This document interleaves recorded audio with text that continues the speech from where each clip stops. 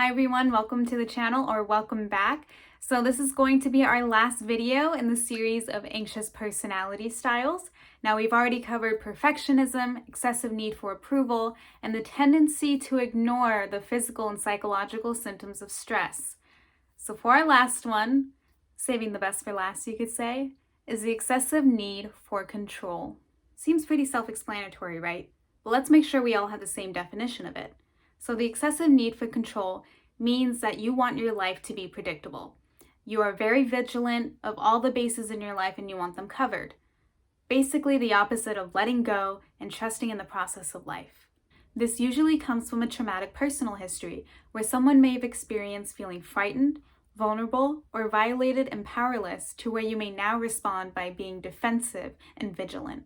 In more severe cases, people can develop highly controlled or controlling personalities. Or the complete opposite can happen where someone gives up, feels depressed, and is discouraged to maintain any kind of control in their life. So how do we help this? Just remember it's going to take a lot of time and patience. We're unlearning that control, we're unlearning that need for it. And one of the first steps we can take is acceptance. Acceptance is learning to live comfortably in the unpredictability of life. Mainly the unexpected changes that occur daily on a small scale. Rather than fearing or stressing about situations that don't go with your expectations, you're gonna go with the flow. So we can start by letting go of perfectionism, which I already did a video about and I can link somewhere around here, hopefully. So we're letting go of unrealistic expectations to save disappointment.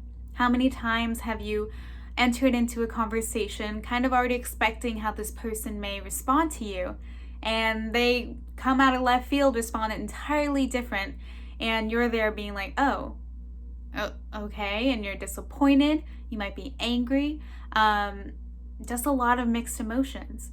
But next time, going in with a clear head, no expectations, you're able to receive whatever feedback that person gives you and continue on with your day. So relaxation is a very important part of this because it's what can help you slow down, take things as they come, and not break when the unexpected does happen. A sense of humor can also be helpful by giving you that chance to take a step back and to gain perspective. So when you're more relaxed and you're able to laugh a little at the situations, then it goes from, oh my God, what do I need to do, to, oh, well, that's just how life goes. Here are some affirmations to help. I'm learning to take life as it comes. It's okay to let go and trust that things will work out. So we learned acceptance, and now it's time to cultivate patience. Now, when we want control, we want all of our problems solved by like yesterday. But not everything can be solved immediately.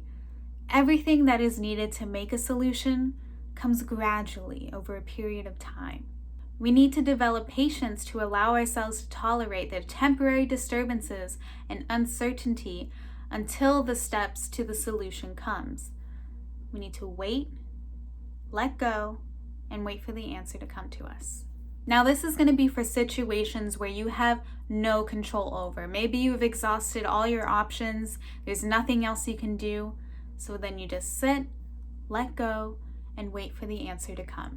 Next is developing trust that most problems will work out.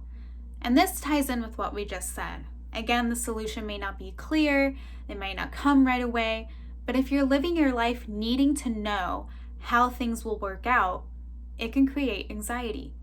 So to develop that trust, we need to believe that almost everything eventually works out. So you either find a solution, or if there is none, then we alter our own attitude towards the problem so that way we can cope easier. I want you to try to look back in your life to the majority of your problems and see just how many of them work themselves out. Lastly, you can develop a spiritual approach to life.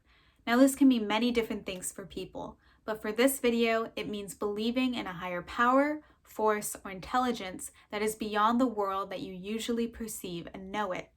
It also implies having a personal relationship in your experience with that power, force, or intelligence. Now, this helps in two ways. First, it gives you the option to let go or turn over any problems that you feel that you cannot solve to your higher power. But it doesn't mean that you let go of responsibility. It just means that you're able to trust in a higher resource to give you assistance and support. Remember, you're letting go of your problems, you're turning them over along with your anxiety.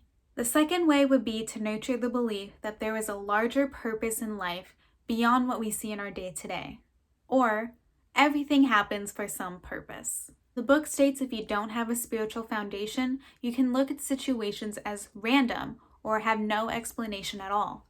Going this route, everything has a meaning, even the negative situations. They're there to promote growth and development.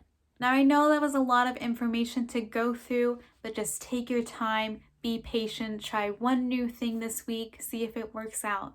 I really want to thank you all for your support, and I hope that you enjoyed this series. Don't forget to like, comment, subscribe, and share, and I'll see you all in the next video. Bye!